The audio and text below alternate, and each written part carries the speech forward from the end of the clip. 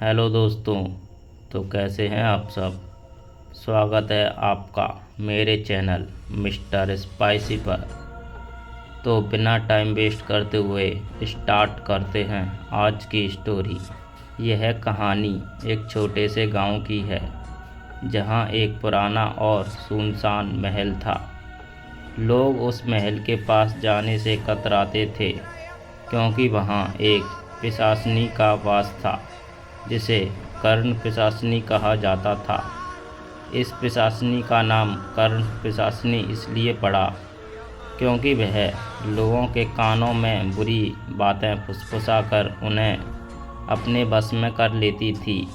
गांव के बड़े बुजुर्गों के अनुसार कर्ण पिशाचनी कभी एक सुंदर महिला थी, जिसका नाम कर्णिका था। वह गांव के सबसे धनी परिवार की बेटी थी। उसकी सुंदरता की चर्चा दूर दूर तक फैली हुई थी और कई राजकुमार उससे विवाह करना चाहते थे। लेकिन कर्णिका को अपने रूप और धन पर बहुत घमंड था। उसने सभी के प्रेम प्रस्तावों को ठुकरा दिया और उनका अपमान किया। एक दिन गांव में एक अज्ञात साधु आया। साधु ने कर्णिका को उसकी घमंडी प्रवृत्ति के लिए चेतावनी दी, लेकिन कर्णिका ने उसकी बातों का मजाक उड़ाया। साधु ने क्रोधित होकर उसे शाप दिया, तू अपने रूप और घमंड में अंधी है। अब तू अमर होकर एक पिशाचनी बनेगी। तू अपनी इच्छाएं दूसरों के कानों में फुसफुसाकर पूरी करेगी, परंतु तुझे कभी शांति नहीं मिलेगी। उस दिन से कर्णिका की मौत हो गई और वह कर्ण पिशाचनी बन गई। वह गांव के लोगों को डराने लगी। जो भी व्यक्ति उसके महल के पास जाता, वह उसके कानों में बुरी बातें कहती, जिससे वह व्यक्ति अपना मानसिक संतुलन खो बैठता और अंत में अपनी जान ले लेता।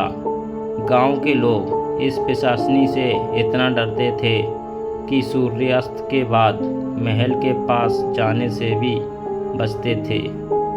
लेकिन एक दिन गांव में एक युवा व्यक्ति अर्जुन आया। उसे कर्ण पिशाचनी की कहानी पर विश्वास नहीं था और उसने महल में जाकर सच्चाई जानने का निश्चय किया। रात होते ही अर्जुन महल की ओर चला। जैसे ही वह महल के करीब पहुंचा, उसे किसी के फुसफुसाने की आवाज़ सुनाई दी। धीरे धीरे आवाज़ तेज होती गई, लेकिन अर्जुन ने अपनी मस्तिष्क की शक्ति को नियंत्रित किया और ध्यान से सुनने की कोशिश की। पिशाचनी की बातें डरावनी और खौफनाक थीं, लेकिन अर्जुन ने हार नहीं मानी। वह मंत्रोच्चार करता हुआ आगे बढ़ता गया। अचानक कर्ण पिशाचनी उसके सामने प्रकट हो गई। उसकी आंखें जलती हुई अग्नि जैसी थी और उसका चेहरा विकृत और भयानक था। अर्जुन ने बिना घबराए साधु द्वारा बताए गए मंत्रों का जाप किया।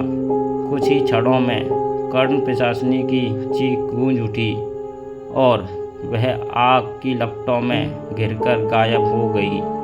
अर्जुन ने गांव लौटकर सभी को यह बात बताई और तब से कर्ण पिशाचनी का आतंक समाप्त हो गया। लेकिन कहते हैं कि आज भी उस महल के खंडर में जाने वाले लोग दावा करते हैं कि कभी कभी हवा के साथ कोई फुसफुसाता हुआ सुनाई देता है, मानो कर्ण पिशाचनी की आत्मा अभी भी भटक रही हो।